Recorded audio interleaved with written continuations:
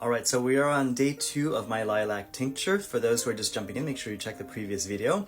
But as you can see, they're browning right now. So it's been 24 hours. Let's change these florals for new ones. These smell like so amazing, by the way. My whole studio smells like lilacs, and I'm not complaining. And by the way, look what I got here. These are the finished reconstitution of lilacs that I've been cross-comparing for the last week and a half, and it's ready, but will only be going on sale next Monday, but they are available on pre-sale, so you can go on my website and grab yours before they are all gone. So I have my little filtering system set up. This one's a little bit old school because I'm gonna need to upgrade to one that's works with pressure, because this is a slow system. Alright, so I have my tincture here. The first thing I want to do is to filter all of this. So let me just pour that in.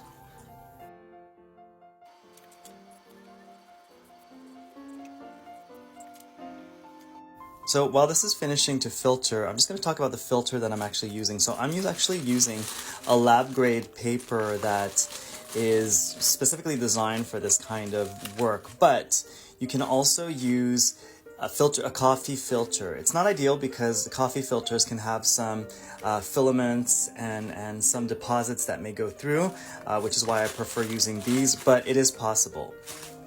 Alright, so we're done with the filtering and we're left with the tincture. Do you want me to smell it?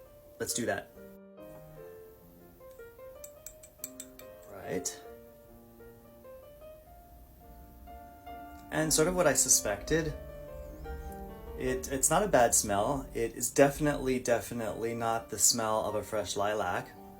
It's much more vegetal. It's a little bit floral, and we'll see with time if that holds. A little bit medicinal, very herbal, and also tea-like. There's definitely a tea aspect in here. But it's not unpleasant, it's just not the scent of a fresh lilac. And just to cross compare, I kept the branch to compare both of them. So it smells a little bit fruity, powdery. Yeah, and this one much more vegetal, kind of like cutting the stem. And it's a little bit normal because the scent that we're getting when we smell this is just the scent that's coming out of the flowers. When you steep everything inside, you're also getting all the molecules that are coming from the plant itself. I only took the flowers for this, but we're also getting the molecules that are trapped inside of the flower itself. And for those who made it this far, I just want to have a little important talk about tinctures. We are off IFRA standards, right, with this, because this is not something that is vetted, this is not something that was tested. So if you're doing the tincture, please do it with caution. Keep in mind that certain plants are toxic. If you do this with, let's say, lily of the valley, keep in mind that that is a toxic plant and you're steeping it in alcohol, pulling the material out of it. So be very careful. So I'm not trying to be salesy, but I just wanted to cross compare my reconstitution versus the tincture. So again, vegetal, waxy, I didn't mention that, versus powdery, indolic. So definitely the irony is that the reconstitution smells more natural than the tincture of the actual lilacs.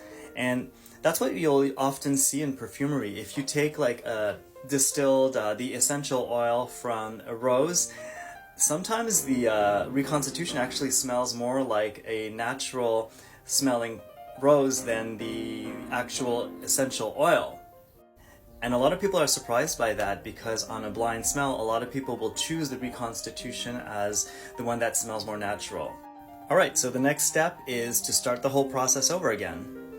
Alright, so I have here all the fresh flowers that I picked off the plant, and I'm just pouring the old tincture in here, and I'm going to top it off with a little bit more perfumer's alcohol just to make sure that all the flowers are covered. And that's it. See you in 24 hours.